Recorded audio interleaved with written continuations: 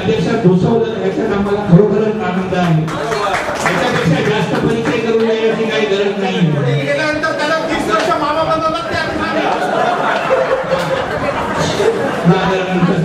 आगामी आजच्या कार्यक्रमाचे उद्दिष्ट सांगतो.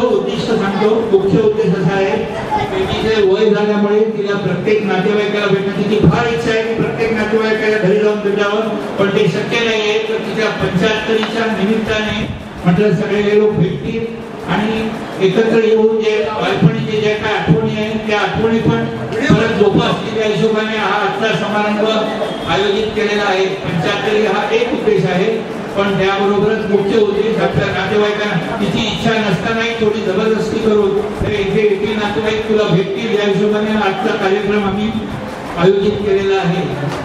पण आता माझं प्रथम कर्तव्य, नंतर आमची बहीण तुम्हाला सांगेलच, पण माझं प्रथम कर्तव्य मी थोडेसे माझे आपले जे पूर्व नातेवाईक आहेत ज्यांनी आम्हाला घडवलं, प्रत्यक्ष घडवलं. म्हणजे आम्ही शून्यातून आम्हाला या जगात त्यांनी जे काय आमचं जे म्हणून आम्ही आज काय करू काय केले आहोत ते घडवलं, ती त्या सर्व नातेवाईकांचे मी जरा 2 मिनिटात फक्त उल्लेख करतो, तेवढे जरा शांतपणे ऐकून घ्या.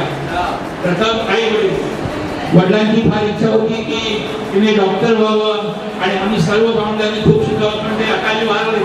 त्यानंतर आईने आपले दागिने काय असेल ते वेगवेगळे तिथे विकून आमचं संगोपन केलं आणि पुढे तर अशी परिस्थिती आईने मुलांचं संगोपन करता करता आम्हाला आईचं संगोपन करावं लागलं, कारण तिला तिथे उपास तपास आणि इकडे तिकडे फिरणं याच्यामुळे ते जे हालाकीचे दिवस होते त्या हालाकीच्या दिवसात ज्यांनी आम्हाला मदत केली त्यांचा उल्लेख करणं हे माझं कर्तव्य समजतो, कारण याच्यानंतर असे प्रसंग येणार नाही. 2 मिनिटं शांतपणे ऐकून घ्या.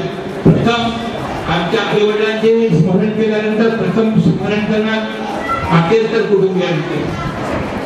आमचे आजोबा भाऊसाहेब विठ्ठल आकेरकर यांनी त्या काळात 2 खोल्या चाळीत राहायचे. 2 कुटुंब हरी मामा आणि गजा मामा यांची 2 कुटुंब, त्यांच्या बायका हे सर्वत्र असताना सुद्धा जगाही कुरबुर न कुठली अडचण न दाखवता बेबी आणि प्रभाकर आटकर दुर्दैवाने त्या येऊ शकले नाही.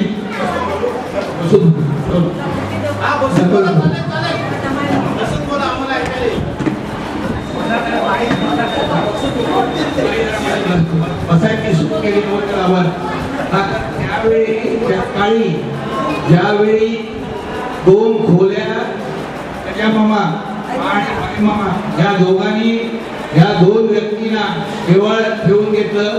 कोण तर एक प्रभाकर डांगी आणि रत्नप्रभा नाडकर्णी या दोघांना ठेवून घेऊन वेळोवेळी मार्गदर्शन केलं. आपल्या संसारात अडचणी काही कोणी कुरबुर केली नाही. सांगण्यासारखी गोष्ट म्हणजे माहीत तर बरोबर आहे.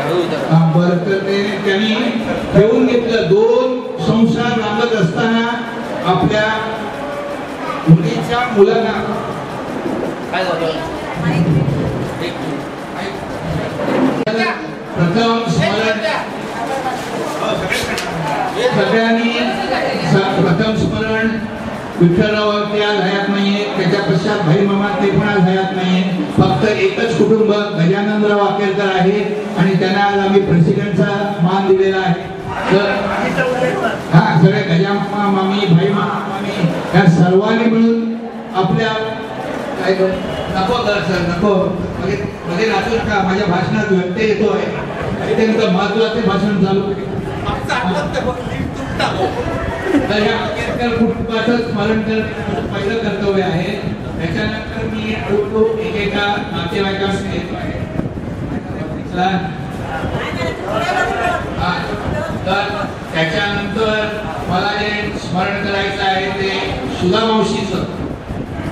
सुधा मावशीने मी आता एक छोटीशी गोष्ट सांगतो की मी ज्यावेळी गावी होऊन ज्यावेळी इकडे आलो आणि सुधा मावशीकडे उतरलो तर त्या मावशीने मला एक त्यावेळी किरात म्हणून एक पत्र आलं माझ्या मित्रांनी पाठवलं, एक साप्ताहिक. त्याच्यात माझ्या केंद्रात माझा पहिला नंबर होता. तर त्या मावशीला एवढा आनंद झाला की तिचे संबंध त्या चाळीत आजूबाजूला पेढे वाटले, आपल्या मुलांना आदर्श म्हणून दाखवला आता एकच सांगतो, आयुष्यात पुढे पुष्कळ प्रसंग आले, पेढे वाटायचे, सत्कार करून घ्यायचे, पण तो पहिला जो बाळ मनावर जो सत्कार बोललाय तो कधीही विसरता येणार नाही. सुला मावशी, प्रत्येक कुटुंब आणि तो सत्कार जो त्यावेळी जे काय पेढे वाटले, पेढ्याचं महत्व त्यावेळी समजलं. त्याच्यानंतर मी वळतो ताई मावशी, डांगी कुटुंबियाकडे. लहानपणी डांगी कुटुंबियांनी काय बाबा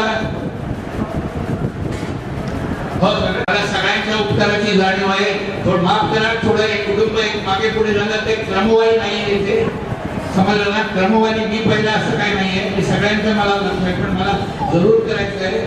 ताई मावशीने डांगी कुटुंब, तात्यासाहेब डांगी अत्यंत तलारी, एवढीच ताई मावशी अत्यंत साधी, पण तात्याने आमचं लहानपणी ज्यावेळी आम्हाला वडील वारल्यानंतर ज्यावेळी जी मदत केली, आपल्या मुलापेक्षाही तात्या डांगी यांनी आपली मुलं मानून आम्हाला वाढवलं, वेळोवेळी मदत केली. जरी आम्ही दुसरीकडे राहत असलो तरी वेळोवेळी आम्ही त्यांच्याकडे जात होतो.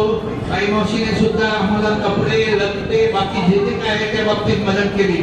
त्यामुळे या डांगी कुटुंबियांना विसरणं कधीही शक्य नाही. आज ज्या वेळी आम्ही कुठल्याही फंक्शनला जातो त्यावेळी डांगी कुटुंबाची आठ करतो. विशेषतः प्रभाकर डांगे आज येऊ शकले नाही, त्यांचे 80 क्रॉस केलेला आहे म्हणून, पण त्यांचा पण त्यांचे भाऊ जाऊन त्यांना जरूर सांगा की प्रभाकर डांगी ज्याने आम्हाला शिक्षणात मदत केली, वेळोवेळी मार्गदर्शन केलं, बाबा हे कर ते कर. आणि त्याच्यामुळेच जो केंद्रात मी आता उल्लेख केला, त्या केंद्रात पहिला येणारा वेंगुर्ल्याच्या केंद्रात सुद्धा परीक्षेच्या वेळी सुद्धा आम्ही वेंगुर्ल्याला गेलो होतो आणि त्याच केंद्रात मी आलो. त्यामुळे त्या डांगी कुटुंबियांनी आम्हाला वेळोवेळी मदत केली. त्यांचे एक मांजरेकर म्हणून शिक्षक होते, त्यांनी आम्हाला मार्गदर्शन केलं. ताई मावशी डांगी कुटुंबियानंतर मी वळतो नाबर कुटुंबियांकडे. नाबर कुटुंबियांचं सांगायचं म्हणजे नाबर गुरुजी जे विद्यालय आहे, नाबर गुरुजी, ते नाबर गुरुजी नको नको तसं नको.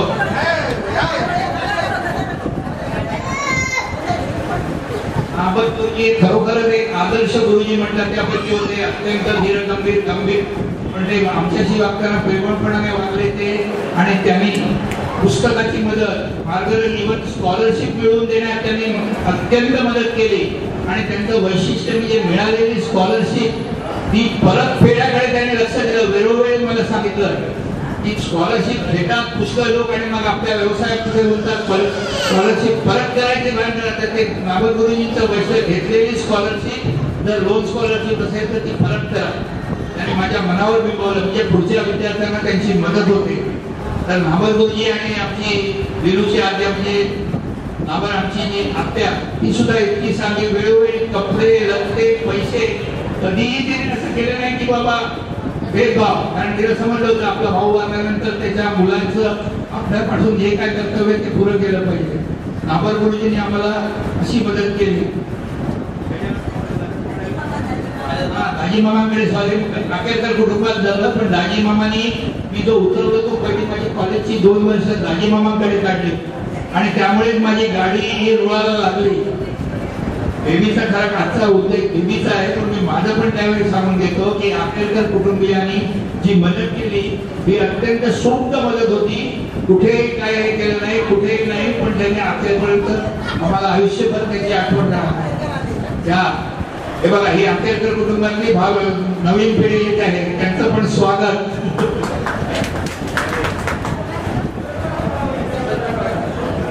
आकेरकर झाले सर्व, सुधा मावशी, ताई मावशी. आता मी फक्त बेबी बद्दल 2 शब्द सांगतो आणि मग आमची बहीण तुम्हाला पुढचं सांगेल. कुलकर्णी मंडळीचं गुरु आले, गुरु बाय आप्पा, हे कुलकर्णी मंडळी जी मंडळी होती ना, ती खरोखरच म्हणजे काय त्यांना त्यावेळी काय वाटायचं, बाबा ही मावशी, मावशीची मुलं आहेत, मावशीच्या मुलांना मावशी जीवाला जीवशी, असं करून त्यांनी मला एवढी मदत केली. कधी मावशीकडे जा, अरे सिनेमात नेऊन माझी तिकीट काढून बोलू नये, मला तिकीट सिनेमा दाखवलेला आहे. काय म्हणजे काय तर नाही, तुम्हाला पण सिनेमा दाखवणार, आता सिनेमा दाखवतो म्हणून थिएटर मध्ये घेऊन गेले. त्यावेळी म्हणजे सांगायला शब्द अपुरे पडतील एवढी मदत त्यावेळी आम्हाला वेळोवेळी झाली आणि आम्ही अशा प्रकारे घडवले गेलेलो आहोत. आणि आता मी फक्त आमची बहीण देवी हिच्या संबंधित फक्त 2 शब्द सांगतो, थोडे जरा ऐकून घ्या, मग आमची बहीण सांगेल. पण ह्या बेबीने जो खरा स्वार्थ त्याग जो करता तो कुटुंबियासाठी त्याग करतात तो या बेबीने केलेला आहे. तिची योग्यता ही डॉक्टर बनण्याची होती. शाळेमध्ये ती नेहमी वरच्या क्लासने पास व्हायची आणि तिची वडिलांची इच्छा होती आणि तिची योग्यता पण होती डॉक्टर बनण्यासाठी. पण तिने त्या बाबतीत कुठेही त्या बाबतीत आपला स्वार्थ न बघता केवळ मागच्या भावंडांनी पुढे यावं म्हणून तिने जो मिळेल तो नर्सिंगचा जॉब पकडला. वेळोवेळी मागच्या भावंडांना मदत केली आणि एवढं बघितलं की आपले भावंड कुठल्याही गैरमार्गाला जात नाहीये. योग्यपणाने स्टडी करणार हे अभ्यास होते या बाबतीत सांगितलं आणि लक्ष ठेवलं. आपला जॉब करता करता मला ते दिवस एवढे आठवतात की मी रोज जे हॉस्पिटलला जायचो मला बोलवून घ्यायची. 15-15 दिवसात तिकडे जशी पोलिसची हजेरी लावतात तशी हजेरी लावायची आणि तिथंच कुशल आणि माझं कुशल पण तिला सांगायचं. संबंध कुटुंबाची आणि स्वतःच्या आई हॉस्पिटलला येतात त्यावेळी आईला सांभाळलं. पण हे सगळं करताना कधीही स्वार्थ बुद्धी ठेवली नाही. आणि म्हणूनच आज हा बहिणीचा मान आम्ही ठेवतो. आमच्या सगळ्या कुटुंबात पहिला मान बहिणीचा असो किंवा ती कुठेही असो पण सगळा मान भावंड घटक होता. त्याचं कारणच हे आहे की तिने स्वतःबद्दल कधी विचार केला नाही, स्वतःच्या स्वार्थाचा सुद्धा विचार केला नाही, आपलं असं काहीतरी असावं याच्याबद्दल विचार केला नाही. तर आपली मागची भावंड पुढे वडिलांच्या पश्चात तिने वडिलांची जबाबदारी जी काय असते ती तिने सांभाळली आणि आपल्या सर्व मागच्या भावंडांना पुढे आणण्यासाठी प्रयत्न केला. म्हणूनच आज जी काय मार्ग आहे ही कोण आम्ही काय वस्तीला आहोत त्या मोठ्या वडीला तुम्ही उपस्थित राहून तिचं स्वागत केलं.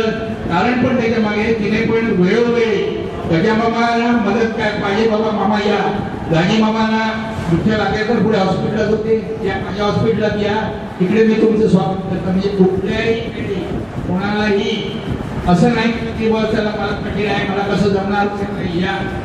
आज आम्ही जो मान देतो तेच तिला बाकीचे तिची चुलत भावंड मावस भावंड सगळे आणि इतर नातेवाईक हा मान देतात. म्हणजे आम्ही नुसतं आमंत्रण दिल्यावर सगळे कसंही करून आम्ही त्या समारंभाला हजर राहणारच. आमच्या काही अडचणी बाजूला करून हा जो मान मिळतो हा जो मनापासून स्वागत करायचा आल्यानंतर मिठी मारायचा जो आनंद आहे तो बेबीने आपल्या चांगल्या वागणुकीने किंवा निस्वार्थ वागणुकीने कमावलेला आहे. आणि त्याबद्दल आपण सर्वजण तिथे एकदा टाळ्या वाजवून स्वागत करू. चेहऱ्यावर जर बघा तरी वाटेल की बाबा ही बाई एवढी इतके आयुष्यात कष्ट कोणाचंही. आता सुद्धा आईचा फोटो बघितल्यावर तिला रडू आला. यावरूनच तुम्ही कळवा आईजवळ जाऊन आता इतकी वर्ष झाली पण आईच्या फोटो समोर उभं राहून फोटो काढताना तिच्या डोळ्यात पाणी आलं.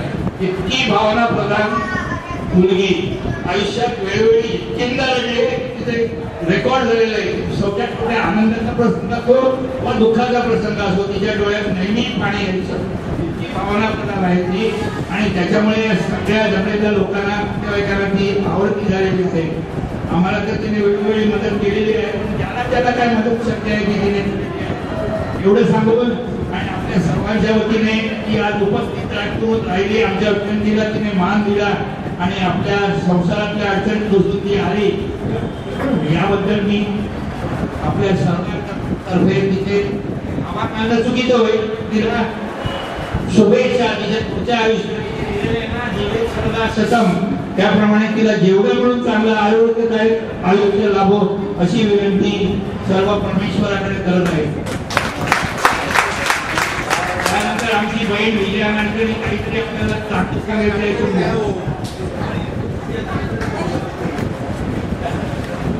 वातावरण आता सिरियस झालेलं थोडंसं मी हलका करते आणि अध्यक्षांची ओळख करून देणं महत्वाचं आहे माझ्या दृष्टीने. अध्यक्ष म्हणजे श्री गजानन महाराज म्हणजे आकेडकर. आता त्यांची काही वैशिष्ट्य सांगायची ह्या वयात पण ते वेस्टर्न रेल्वे सर्व्हिस लावते. आपल्याला माहिती आहे वेस्टर्न रेल्वे सेंट्रल रेल्वेपेक्षा कशी फास्ट त्याच्या बाजूने ते कसे चालताना वेस्टर्न रेल्वेचं दिसतं फास्ट चालतात. अजूनही आपल्याला ते जमवतील रस्त्यात चालताना वगैरे ते कधी ट्रॅकवर थांबत नाही. नेहमी आज म्हणजे हो मामा थांबा थांबा मला पोचवायला तर मामा पुढे काउंटर मी मागे अशी परिस्थिती असते. दुसरं म्हणजे गजामावर हातात त्यांच्यावरती वामनराव पै, मोहनराव पै असे अध्यात्माचे संत राहिले. म्हणून मामांचा निवृत्तीनंतर विचार होता की संत पंथात जावं का.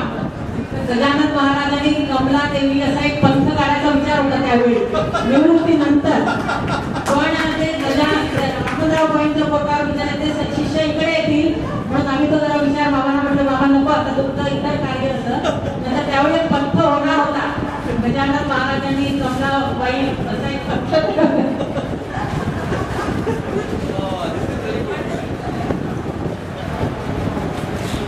दुसरं म्हणजे मामांच्या पहिल्यावर क्रिकेटर विजय मांजरेकर राहतात. काहीतरी त्यांचा हे असेल म्हणजे मामांची अजून एक खूप खिलाडू वृत्ती आहे मामांची. मांजरेकरांचं थोडंसं म्हणजे काहीतरी पाणी बिणी पडत असेल मामी संबंधी तुम्ही आम्ही असं म्हणायचो की मामाची बायको सुगरण रोज कोणी शिकरण. पण आमच्या गजामामीचं नाही. गजामामी आम्ही आल्यावर आम्ही म्हणायला लागलो की गजामामांची बायको सुगरण रोज रोज तिसऱ्याचे सुके बोकडाचे भुजण्याचे कालवण वांग्याचे कालवण जशी मामी आमची सुगरण आहे. त्याच्यामुळे मामांची तब्येत बघा 80 वर्षानंतर पण कशी आमच्या मामांची तब्येत आहे. दुसरं मामानी जेव्हा त्यानंतर लग्नात वडिलांनी सांगितलं तर नाव बदला तर कोणत्या तरी अचानक एकदम त्यांनी सुहासिनी नाव लिहिलं असेल. पण सुहासिनी म्हणजे माझी मामी एवढी सुहास्य वजना असल्यामुळे मामा अजूनही पॉझिटिव्ह नेचर आहे. त्यांना कधी हास्याला पुढे जायची गरज पडली नाही.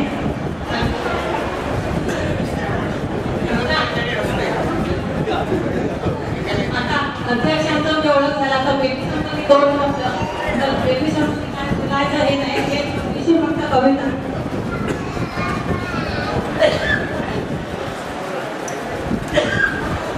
आकाशातला आ आणि ईश्वरातली म्हणजे आई अशी बेबी म्हणजे आमची दुसरी आई. बेबी म्हणजे बाया, बेबी म्हणजे माया, बेबी म्हणजे छाया, बेबी म्हणजे माऊली, बेबी म्हणजे सावली, बेबी म्हणजे प्राजक्त प्रेमाचा सडा मनसोक्त, बेबी अनोखे कर्तृत्व, बेबी खंबीर नेतृत्व, बेबी म्हणजे वात्सल्य ममता, बेबी म्हणजे घरची एकवटलेली समता, बेबी म्हणजे भोगणं शोषणं सगळीकडे असणं, बेबी म्हणजे कोणालाही आवड कोणालाही सावड सगळे आमच्या घरातला वावर. अशी बेबी म्हणजे आमची सारी नाती तिची महती भरपूर बेबी. तर बेबी समोर बोलायचं म्हणजे आमच्या प्रत्येकाच्या आजारपणात काही याच्यावर बेबी एवढी आली आहे ना की बेबीचा उपकार असं काहीच नाही म्हणू शकत. म्हणजे बेबी असं आईपेक्षा सुद्धा आम्हाला बेबीने प्रत्येक वेळी काय करतो बेबीला पहिले फोन करायचा बेबीला विचारायचं असं काय झालं काय म्हणते असं. म्हणजे बेबी मग आली तरी आल्यानंतर मग म्हणजे प्रत्येकाच्या आजारपणात बेबी आपलं लहान मूल बेबी केवढा वर्षाचा होता तरी बेबी माझ्या आजारपणात म्हणजे प्रत्येकाच्या त्याच्यामुळे बेबीचा नेचर असं सांगू शकणार नाही कोणासारखं आहे म्हणून तसं म्हणजे वेगळाच आहे. तर काय बेबी सोबत जास्त नाही बोलू शकत. हॅलो मी 2 शब्द बघतो बहुतेक सगळे भाषणांमध्ये सगळं काही आलेलं आहे. तर माझ्या बहिणीबद्दल मी 2च शब्द बोलतो. अध्यक्ष महाराजांबद्दल बरंच झालेलं आहे आणि त्याच्याबद्दल बोलण्याएवढं म्हणजे ते बरोबर पूज्य माणूस आहे. ते जरी आता संत महाराज झालेले नसतील तरी त्यांचं व्यक्तिमत्व संतांसारखं आहे एवढा आम्ही उल्लेख करतो आणि त्यांच्याबद्दल आदराची आणि कृतज्ञतेची भावना व्यक्त करतो. दुसरं म्हणजे आमच्या बेबीताईबद्दल बोलायचं झालं तर खूप काही बोलण्यासारखं आहे. पण मुख्य म्हणजे तसा निष्काम कर्मयोगी म्हणून गीतेमध्ये जो उल्लेख झालेला आहे तशा प्रकारचं हे व्यक्तिमत्व आहे. आतापर्यंत लोक कितीतरी लोकांना मदत करतात. आपल्या जवळच्या समाजसेवक बघितले असतील ते बरेच समाजसेवक असतात पण प्रत्येकाला अमुक थोडी वर्ष समाजसेवा केल्यानंतर एक प्रकारचा अहंकार निर्माण होतो आणि त्या अहंकारातून ते मग ते समाजसेवक कुठे जातात. आमची बेबीताई तसं काही नाही की जेव्हापासून तिथं निष्काम कर्मयोग सुरू झाला तोपासून या घडीपर्यंत तिथला जो कर्मयोग चालू आहे इतरांना मदत करायची सर्वांबद्दल चांगल्या भावना निर्माण करायच्या. कुठल्याच माणसाबद्दल काय प्राण्याबद्दल काय किंवा ज्ञानेश्वराने म्हटल्याप्रमाणे अक्षरशः सर्व प्राणी मात्रावर प्रेम करणारी अशी ती आमची आई आहे. त्यामुळे तिच्याबद्दल आता काय बोलत नाही कारण ती सगळे आहे तरी पण आपण सर्वजण इथे उपस्थित राहायला या समारंभाला शोभा आणली त्याबद्दल तुमचे सर्वांचे आभार आणि मी आता माझे 2 शब्द पुरे करतो. कोणाला आता बोलते आता आमची कल्पना काही बोलते बेबी बद्दल जर कोणाला काही 2 शब्द सांगितले आणि जशी कल्पना आली तसं जर असेल तर जरूर आम्ही त्यांचं स्वागत करू. हेलो, मैं बेबी के ऊपर 2 शब्द बोलना चाहूंगी.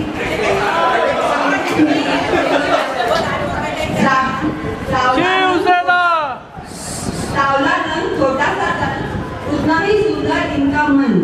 पहचानना इनको है बड़ा आसान, पहचानना इनको है बड़ा आसान. अरे ये तो अपनी नाटकड़ी परिवार की जान.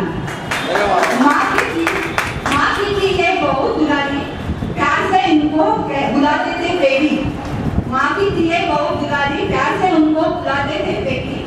पिताजी का जल्दी गुजरना, बाद में माँ को संभालना, छोटे छोटे भाई बहनों की परवरिश, नियति ने रखी थी बड़ी ही साजिश.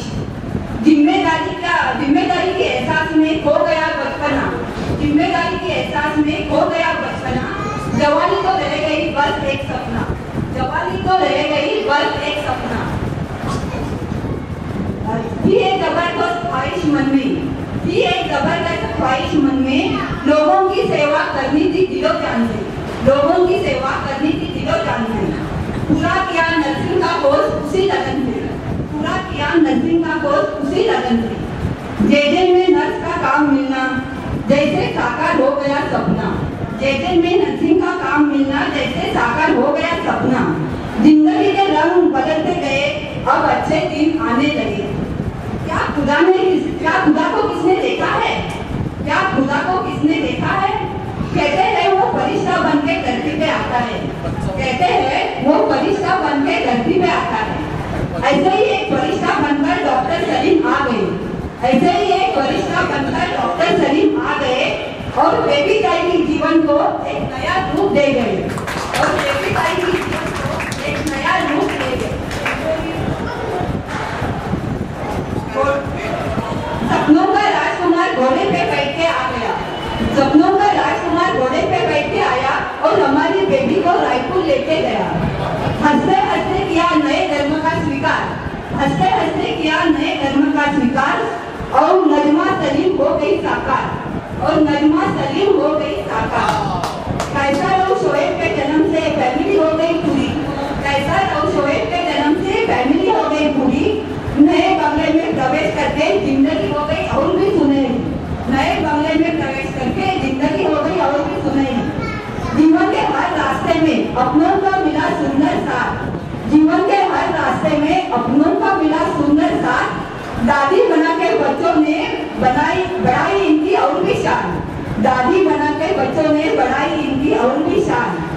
कम बोलना हमेशा काम करना है नजमा को पसंद, कम बोलना हमेशा काम करना है नजमा को पसंद. 75 वर्ष के जीवन में सदा करती रही दूसरों की मदद, 75 वर्ष के जीवन में सदा करती रही दूसरों की मदद. हमेशा संतुष्ट रहने का आत्मसात किया तंत्र, हमेशा संतुष्ट रहने का आत्मसात किया तंत्र. और यही है इनके सुखी जीवन का मूल मंत्र, और यही है इनके सुखी जीवन का मूल मंत्र. मिले लंबी आयु पूरी होने दो सभी कामना, मिले लंबी आयु पूरी होने दो सभी कामना. आज के शुभ अवसर पर यही है मेरी भगवान से प्रार्थना, आज के शुभ अवसर पर यही है मेरी भगवान से प्रार्थना.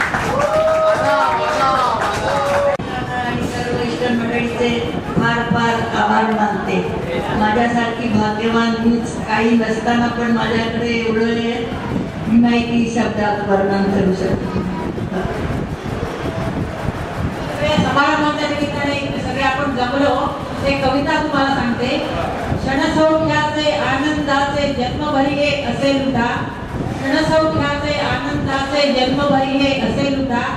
अशीच माया शिंपित जागी स्वर्ग सुद्धा वाटेल तिका, अशीच माया शिंपित जागी स्वर्ग सुद्धा वाटेल तिका. कालचक्र हे अखंड फिरते दिवस परंतु रोज नवा, कालचक्र हे अखंड फिरते दिवस परंतु रोज नवा. लढा जिव्हाळा जपा, लढा जिव्हाळा जपा, आणखी प्रीती तुन प्रीती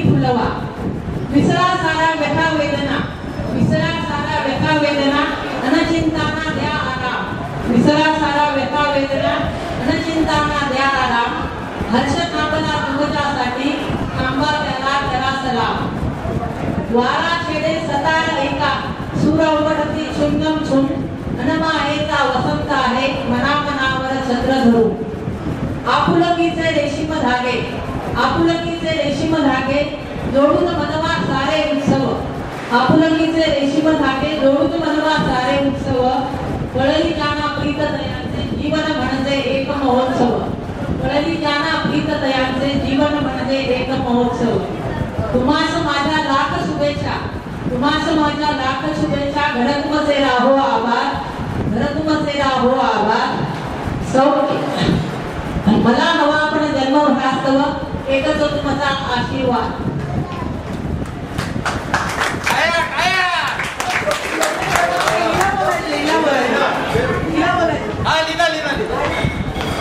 लीना छोटूला बोला.